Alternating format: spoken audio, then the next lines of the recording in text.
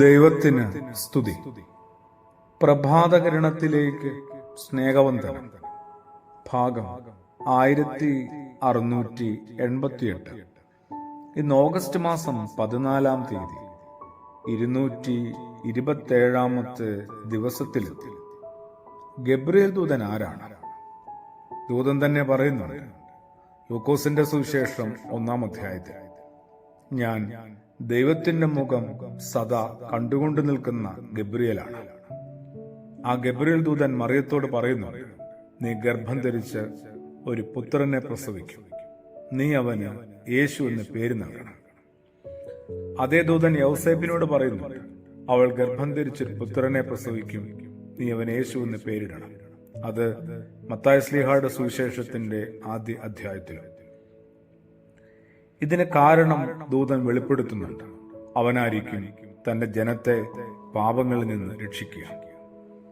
എന്തിനാണ് ശിശുവിന് യേശു എന്ന് പേരിടാൻ മറിയത്തിന് ദൈവകൽപ്പന ലഭിച്ചത്? ലോകത്തെ രക്ഷിക്കുന്ന, ലോകത്തെ വീണ്ടെടുക്കുന്ന വലിയ വിമോചകന്റെ അമ്മയാകാനായിട്ട്. അമ്മയാണ് മറിയമെന്ന് നമ്മളെ പഠിപ്പിക്കാൻ വേണ്ടി. യേശുവിന്റെ അമ്മ എന്നതിന്റെ അർത്ഥം എന്താണ്? സമഗ്ര വിമോചകന്റെ അമ്മയെന്നല്ലേ.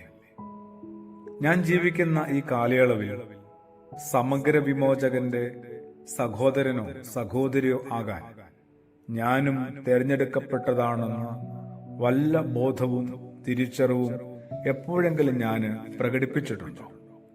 അതിനനുസരിച്ച് ജീവിച്ചിട്ടുണ്ടോ? എപ്പോഴെങ്കിലുമൊക്കെ അങ്ങനെ ജീവിക്കേണ്ട ഒരാളാണ് താനെന്ന് ഞാനെന്ന് സ്വയം തോന്നിയിട്ടുണ്ടോ?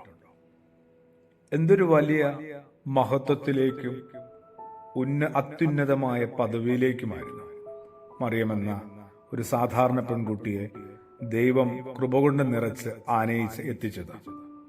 എന്നിട്ടും എത്ര വിനയത്തോടുകൂടിയാണ് ശിഷ്ടകാല ജീവിതം നയിച്ചത്.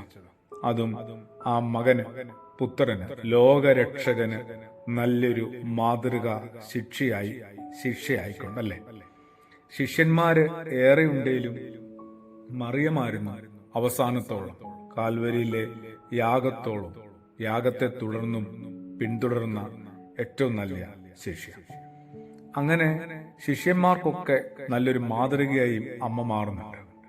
എന്നാൽ എൻ്റെ ജീവിതത്തില് ചെറുതും വലുതുമായ നേട്ടങ്ങള്, ലാഭങ്ങള്, അംഗീകാരങ്ങള്, അനുമോദനങ്ങള്, അങ്ങനെ പേരും പ്രശസ്തിയും ഒക്കെ ഉണ്ടാകുമ്പോൾ സ്വയം അറിയാതെ ഞാൻ എന്തുമാത്രം മാറിപ്പോകുന്നുണ്ട്.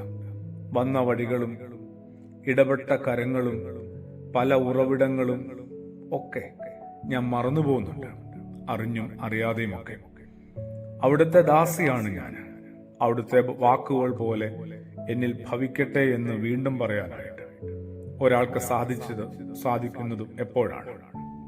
സംഭവിച്ചതൊക്കെ ഉടയവന്റെ വലിയ കരുണയാണ്, അനുഭാവമാണെന്ന് തിരിച്ചറിഞ്ഞതാണ്. അങ്ങനെ അമ്മയെപ്പോലെ ആവാനായിട്ട് അമ്മ വഴികളിലൂടെ പുലർകാല യാത്ര നടത്തുന്ന നമ്മൾ ഓരോരുത്തരും പഠിക്കണ്ടേ, പാകപ്പെടണ്ടേ. ആമേൻ.